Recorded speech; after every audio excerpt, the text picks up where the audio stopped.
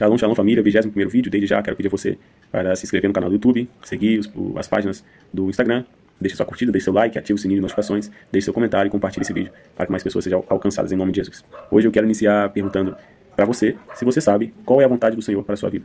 Se você sabe qual é o seu chamado, qual é o seu propósito. Eu gosto muito de dizer, como já disse em vídeos anteriores, que ninguém nasce cuspido, ninguém nasce por acaso, ninguém é acidente.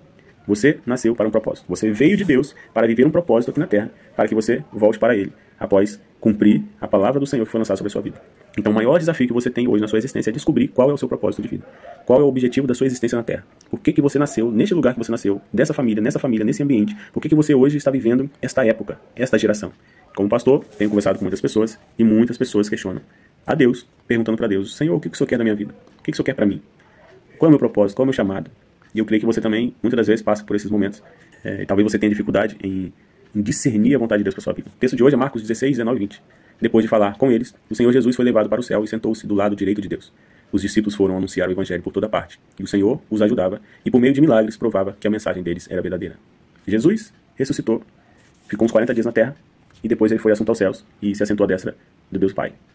Os apóstolos, os discípulos de Jesus saíram a pregar a palavra. Os versículos anteriores a esse do 19, Jesus libera sobre eles a grande comissão. Ide por todo mundo, pregar o evangelho a toda criatura. Quem crer e for batizado será salvo, quem não crer será condenado. Em meu nome vocês pisarão em serpentes e escorpiões, beberão alguma coisa mortífera e não lhes causará dano. Em meu nome vocês expulsarão demônio, em meu nome vocês curarão os enfermos. A palavra certa ali está dizendo é indo. Não é ide, é indo. Porque quando nós recebemos chamado para servir ao Senhor, quando Ele nos chama para produzir frutos e frutos que permaneçam, nós já estamos no caminho. Porque Ele é o caminho, é a verdade e é a vida que nos leva ao Pai. Se você tem uma experiência com Cristo e você, com a sua boca, você confessou que Ele é o único Senhor e Salvador, você entra por Ele. E você passa a fazer parte de uma trajetória, de uma caminhada, de um destino, de um propósito. Quando você aceita o Senhor Jesus Cristo, você é adotado como filho de Deus. Porque João 1:12 fala que quanto aos que o creram, quanto aos que o receberam, tiveram o privilégio de serem chamados de filhos de Deus. E quando isso acontece, você entra no caminho, que é Cristo.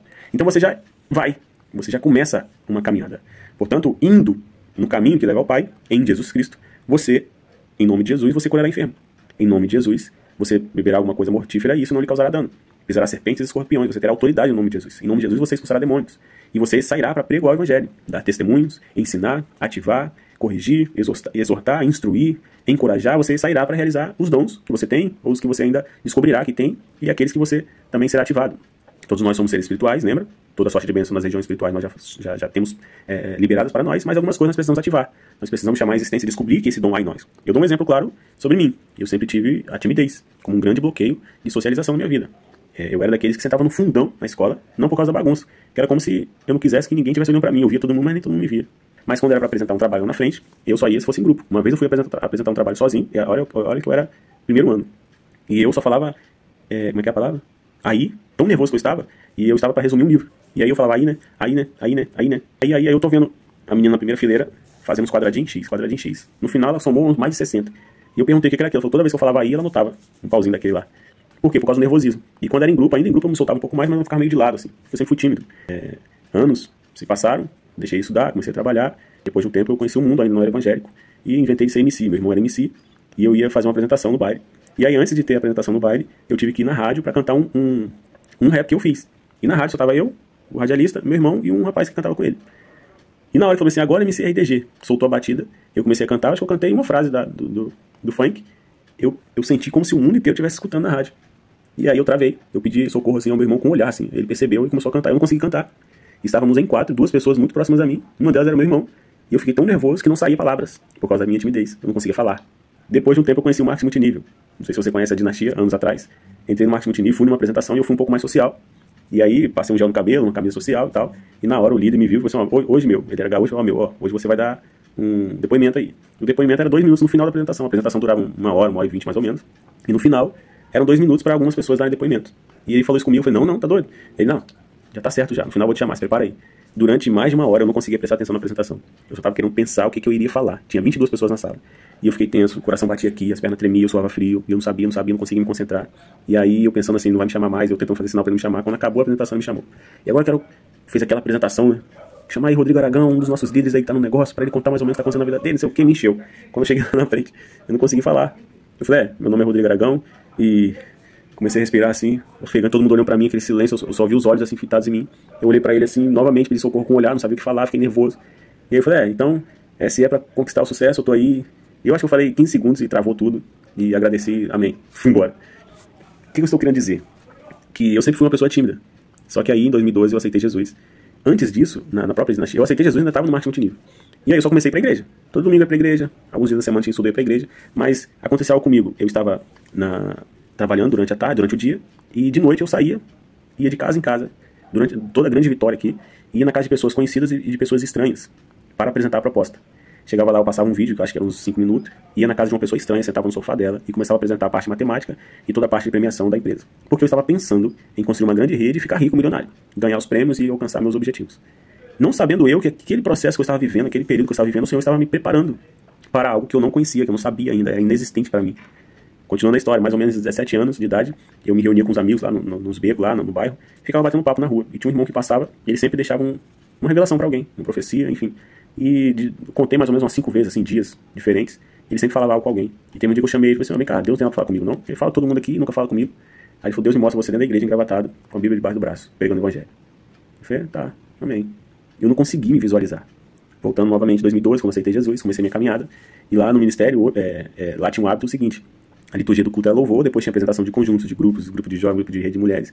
E tinha a saudação dos visitantes, tinha a palavra de oferta. E tinha um momento no culto que chamava qualquer um. Quem estivesse dirigindo o culto olhava assim e falava, vem cá, Maria, vem cá, deixa uma saudação aqui. Vem aqui cantar um louvor. Aí a pessoa ia lá e acontecia isso. Tinha vezes que eu não tinha vontade nem de ir pro culto. Mas como eu era novo convertido, eu queria estar em todos. Mas tinha medo. Eu ficava lá atrás, escondido, com medo de ser chamado. E de vez em quando acontecia isso. Aí chegava lá e eu lia um versículo. E Deus começou a me lapidar aí. Porque ele me preparou no marketing multinível para conversar no meio de estranhos, aí onde eu comecei a falar, aprendi a falar com pessoas. Eu saía rouco, não sabia controlar a respiração, sempre tive um problema na fonética, que embola as palavras de vez em quando. Mas eu fui sendo lapidado. E aí, quando eu aceitei Jesus, acontecia isso nos cultos. E aí, quando foi me chamando, eu fui acostumando um pouco mais, porque eu ia lá e lia um versículo. E às vezes comentava coisa rápida, de segundos. E aí teve uma terça-feira que a apóstola Josiane, nossa mãe espiritual, estava ministrando, e falou assim, semana que vem o irmão Rodrigo vai dar estudo, hein? Na próxima terça. Eu falei, não. Aí ele falou, não, vai ser sim. Já tá certo, tá? Aí eu falei, meu Deus, tá. E uma das coisas que eu nunca... que eu sempre tive dentro de mim é procurar nunca falar não para os chamados do Senhor na minha vida. Aconteceu coisa assim de urgência, de relâmpago, e eu, mãe, vambora. Ser jogado no fogo ali. E com esse hábito de não dizer não, de ter coragem mesmo, eu tenho vários testemunhos acerca disso. O vídeo é curto para eu falar sobre isso, sobre tudo isso agora. Mas eu quero que você entenda a questão do que nós lemos de Marcos 16. E aí eu fui ministrar na terça-feira. Fiquei preocupado, achando que eu ia falar mais de 1 hora, porque eu já estava meio que acostumado a falar muito por causa das apresentações nas casas, mas eu nunca havia ensinado na igreja. E era um culto de ensino, e aí eu achei que ia falar 1h30. Eu falei tudo em 15 minutos, tão nervoso que eu fiquei. Todo mundo me vendo na igreja, a primeira vez que eu estava ministrando a palavra, é um estudo. E em 15 minutos eu falei tudo, o apóstolo me usou até hoje. E eu falei, até aqui o senhor me trouxe, não tem nada pra falar não. O pessoal riu. Mas foi bom, foi a primeira experiência, foi o primeiro degrau, foi o primeiro passo. E aí depois, em 2013, eu fui chamado para pregar no culto, de domingo. Aí nesse dia eu fiz questão, botei uma gravata, preguei a palavra, preguei João 17. No final da mensagem eu peguei a Bíblia assim, botei debaixo do braço e contei esse testemunho do irmão que falou comigo, falou, hoje está cumprindo a profecia do Senhor na minha vida. A partir daí eu fui virar auxiliar de jovens. E aí a pastora Albertina, na época, ela era líder de jovens e eu era auxiliar. Aí num domingo ela dava escola bíblica para eles, no outro domingo era eu. Daqui a pouco eu virei professor de escola bíblica dominical. Passei a ter gosto pelo ensino.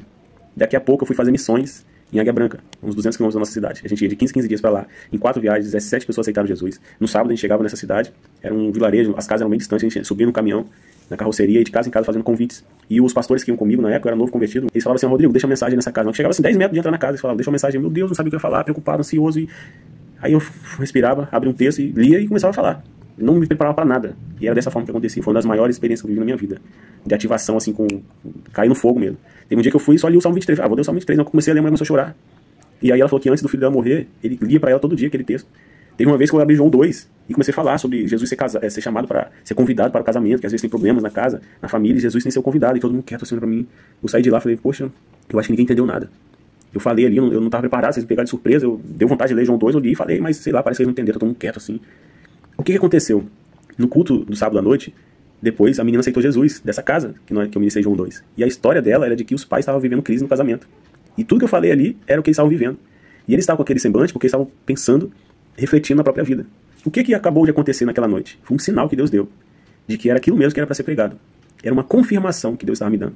Quando a mulher chorou, quando eu li o Salmo 23, Deus estava dando um sinal, uma confirmação de que aquilo ali era uma palavra necessária para aquela família. E todo sábado à noite a gente ministrava e domingo de manhã eu era responsável pela escola bíblica. E eu sempre dava ensino na escola bíblica dominical. Passei a gostar do ensino. Não tenho o dom de pregar. Hoje eu tenho o dom de falar muito, porque eu amo ensinar, amo conversar sobre Jesus. Amo passar adiante as experiências que eu tenho vivido, passar adiante as revelações, sabedoria, conhecimento, entendimento das coisas do reino de Deus para outras vidas. Se a pessoa vai pegar ou não, aí não faz parte mais de mim, porque quem tem o dom de convencer do pecado, da justiça, do juízo, ensinar toda a verdade é o Espírito Santo do Senhor. Mas eu estou somente indo e cumprindo o propósito pelo qual o Senhor me deu na minha existência, que é ensinar o Evangelho. Antes de ser consagrado a pastor, eu fui consagrado a mestre, então eu tenho o dom para ensinar. E a minha preocupação é o entendimento. Se você não está entendendo, eu faço questão de resumir, de esmiuçar o assunto para que você entenda e repetir quantas vezes for necessário, para que você não se sinta para trás, para que você não fique de fora. Mas tudo isso eu fui aprendendo porque o Senhor estava comigo manifestando sinais e confirmações.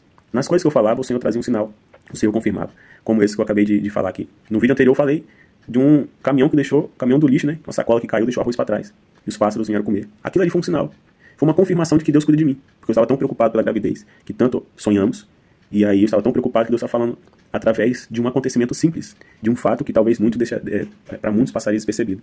Mas Deus estava me consolando, Deus estava me conformando, Deus estava me dando sinais. Então, para você que tem dificuldade em saber o que o Senhor quer para sua vida, primeiro sonde as suas experiências, a sua existência, todas as experiências que você já viveu, o seu dom natural. Talvez você não tenha um dom de falar, mas o seu dom é ouvir as pessoas. Talvez o seu dom é alinhar. Tem pessoas que têm um dom de justiça, né? Tem sede de justiça, não consegue ver uma injustiça, já entra lá e fala... É um dom. Encorajar as pessoas é um dom. Sentir compaixão pelas pessoas, sentir o desejo de orar pelas pessoas é um dom. Sentir um desejo de orar por líderes, orar por nações, orar por as pessoas que estão enfermas, isso é um dom. Essas coisas estão dentro de você. Você tem um dom de pintar, de cozinhar, são dons que Deus te deu. Você tem um dom de cantar, tocar, de aprender as coisas, são dons que Deus te deu. Você tem um dom de trabalhar com mídia, com redes sociais, com sonoplastia. Procure sondar as suas experiências e as coisas que você sabe fazer e que goste de fazer. Eu costumo dizer que no meu chamado ministerial eu sou igual aquele jogador que já jogou em todas as posições. Eu já dei aula pelo menos para o Ministério Infantil, eu dei aula uma vez, só para ter essa experiência. Já fui líder de casais, missões, ensino, pregação, conferência, diácono, sonoplasta, toquei bateria na igreja, cantei na igreja, enfim, projetos sociais. O que eu fui fazendo? Não dizia não para os chamados do Senhor na minha vida, e com isso eu fui me descobrindo naquilo que eu sei fazer, naquilo que o Senhor ativou em mim, naquilo que eu descobri no Senhor, e eu passei a ter um norte. E existem também as ondas, né? O que é a onda? A onda, ela vem, de repente ela cessa e começa a se esvair. Daqui a pouco vem outra onda. Então existem ondas de moveres, ondas de avivamento, ondas de ativação, onde você vai fluir em um determinado momento, em uma determinada área. Daqui a pouco vai passar e Deus já vai te chamar para uma outra área. É igual o deserto. Quando o povo estava no deserto vivendo em tendas, eles ficavam atentos à nuvem. Eles armaram a tenda, a nuvem subiu, eles já tinham que desmontar as tendas novamente. E a nuvem andava, às vezes andava poucos metros e descia. E era o sinal que eles seguiam. Eles seguiam o sinal das nuvens. Ou seja, o desafio que você tem é não dizer não para o seu chamado. Você precisa ter coragem naquilo que o Senhor tem chamado. E você precisa crer, confiar, e com certeza Deus te dará sinais. Deus te trará confirmações. Em tudo que você fizer, Deus te dará sinais. Uma coisa que eu aprendi com um profeta conhecido, Judá Bertelli, ele fala que tudo fala. E Deus fala através de qualquer coisa. Deus fala através por multimeios e multiformas. Você só precisa estar ligado, conectado. Você precisa orar, Senhor, eu preciso de uma confirmação, eu preciso de um sinal. Mas, Senhor, não me deixe ficar distraído, desconectado. Me mantém ligado para que não passe despercebido os sinais do Senhor. E o texto está falando sobre indo. Indo, você precisa estar no caminho, realizando, fazendo.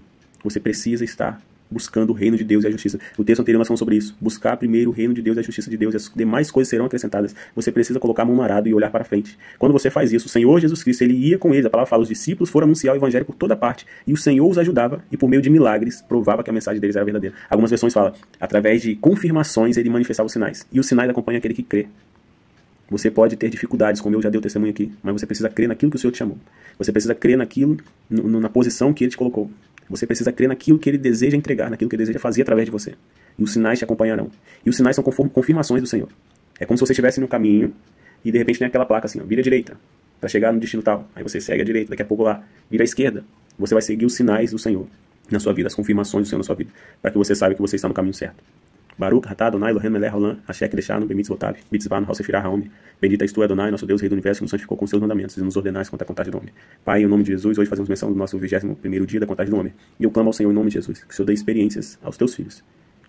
Seja ela com sinais através de sonhos, através de confirmações na palavra, através de revelações, através de visão, através, Senhor Deus, de palavra profética, através de conselhos e direcionamentos. Que em nome de Jesus, teus filhos sejam atentos, conectados, ó Deus, ao mundo espiritual, ao terceiro céu, à dimensão, ó Deus, do teu trono, para que eles entendam e vejam, Senhor Deus, os sinais e as confirmações do Senhor. Que eles tenham força para continuarem caminhando, para continuarem seguindo firme e fortes, ó Deus.